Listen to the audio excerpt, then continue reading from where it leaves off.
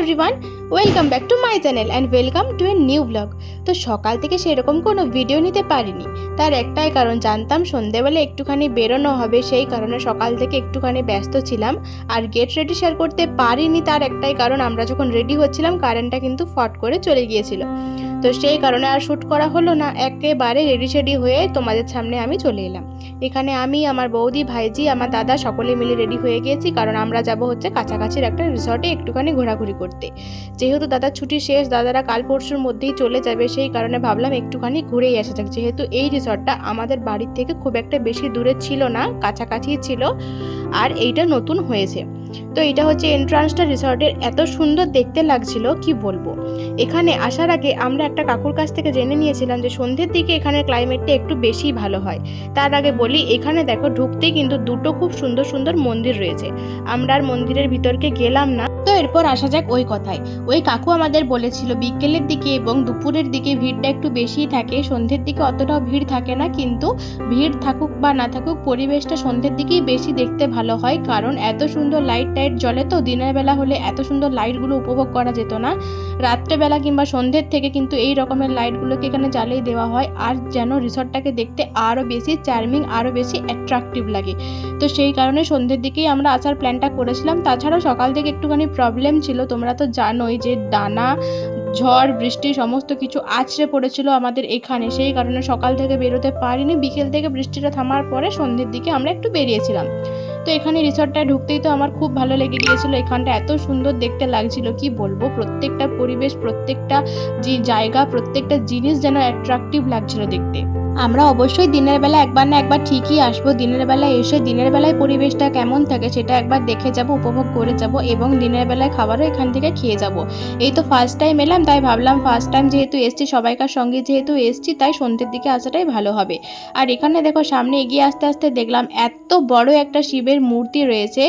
ব্যাঙ্গালোরের আদিয়োগীতে যেমন মূর্তিটা আছে ঠিক সেই রকমই, কিন্তু এটা সাইজে একটুখানি ছোট। সামনে রয়েছে একটা সুইমিং পুলের মতন ছোট্ট জলের জায়গা। তো তারপরে আমরা ভাবলাম একটুখানি খাওয়া দাওয়া করে নিই, তারপরে ঘোরাঘুরি করব, কারণ এখানে লেখা ছিল কি 9:30টার মধ্যে রিসর্ট বন্ধ হয়ে যায়। 9:30টার মধ্যে রিসর্ট যদি বন্ধ হয়ে যায় তাহলে তো খাবার দাবারেরও কম পড়ে যাবে, সেই কারণে আমরা তাড়াহুড়ো করে আগে চলে গিয়েছিলাম পেট পুজো করার জন্য, কারণ মেনলি এখানে আসা তো ঘোরাঘুরি তো অবশ্যই বটে, মেনলি আসা তো খাওয়া দাওয়া করার জন্য। সেই কারণে আগে আমরা খাওয়া দাওয়া করব, তারপরে পুরো পরিবেশটা চারিদিকে ঘুরে ঘুরে তোমাদেরকেও দেখাবো এবং আমরাও দেখব।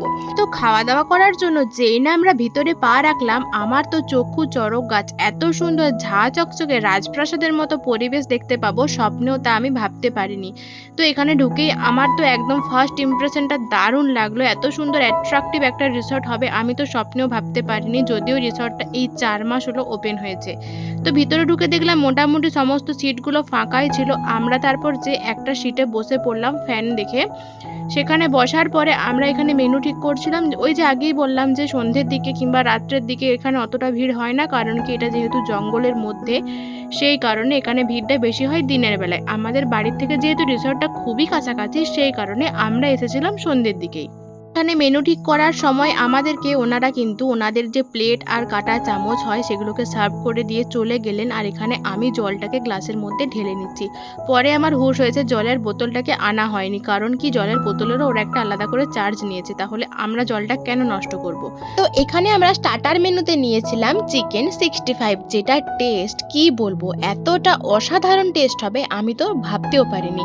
তো এখানে স্টার্টার মেনুতে আমাদের ছিল চিকেন 65, তারপর আমরা নিয়েছিলাম হচ্ছে ড্রামস অফ হেভেন। এত সুন্দর টেস্টফুল ছিল ওই জিনিসটা, মানে আমি প্রচুর জায়গায় চিকেন ললিপপ খেয়েছি, প্রচুর জায়গায়, কিন্তু এখানের ড্রামস অফ হেভেনটা যেন একটুখানি বেশি স্পেশাল, আর এতটা ইয়াম্মি ছিল কি বলবো।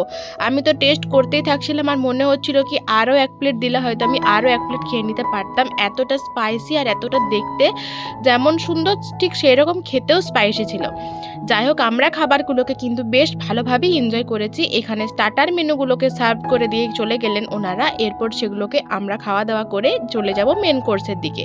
এখানে আমার ভাইজিকে একটুখানি দেওয়া হয়েছিল, কিন্তু ও যেহেতু এত ঝাল খেতে পারে না, সেই কারণে ওর মুখ থেকে আমি জিনিসটাকে বের করে নিলাম।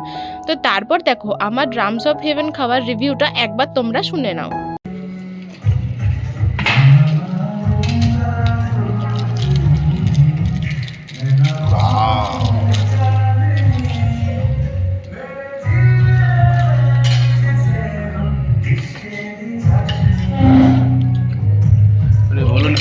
টেস্টের ব্যাপারে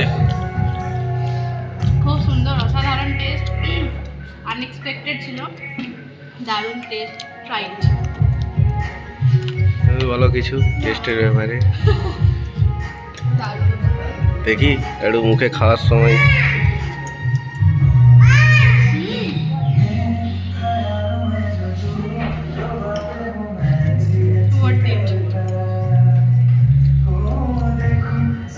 তো এখানে স্টার্টারি আইটেমগুলো খাওয়া কমপ্লিট করে আমরা চলে এসেছিলাম মেন কোর্সের খাওয়া দাওয়া করার জন্য।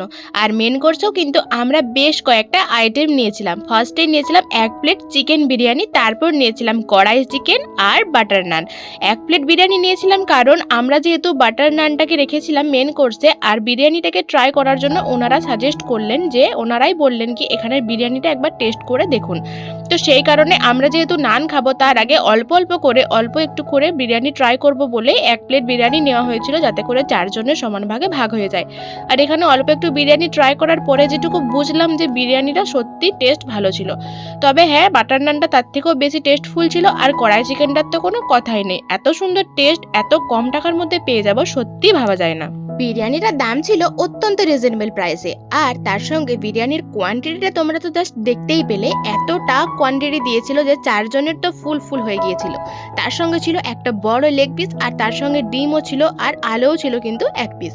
তো সব মিলিয়ে কিন্তু এটাকে 10 আউট অফ 10 তো দেওয়াই যায়। তো এখানে আমরা বিরিয়ানি খাওয়া কমপ্লিট করে নিয়েছি, এবং আমাদের যে মেন খাওয়া দাওয়া সেটা হচ্ছে বাটার নান আর কড়াই চিকেন, সেটাকেও এরপরে আমরা খাওয়া স্টার্ট করব।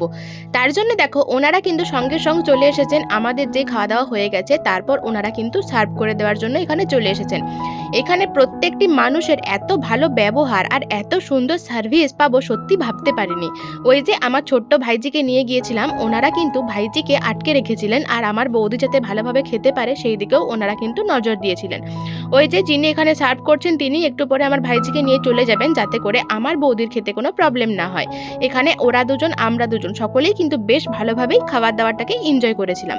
তো চলো এখন কিন্তু আমরা চিকেনটাকে নিয়ে নিচ্ছি, আর এরপরে কিন্তু ধীরে ধীরে আমরা নিজেরাই ওই বাটার নানগুলোকে সার্ভ করে নিয়েছিলাম। অল ওভার খাওয়া দাওয়া এবং সমস্ত কিছু সার্ভিস কিন্তু আমাদের দারুণ পছন্দ হয়েছে। তো এখানে এই রিসর্টে এসে এতটা এনজয় করতে পারবো সত্যি ভাবতে পারিনি। খাওয়া দাওয়া থেকে শুরু করে অল ওভার রিসর্টটাকে এত সুন্দরভাবে সাজানো গোছানো হয়েছিল যে কি বলবো।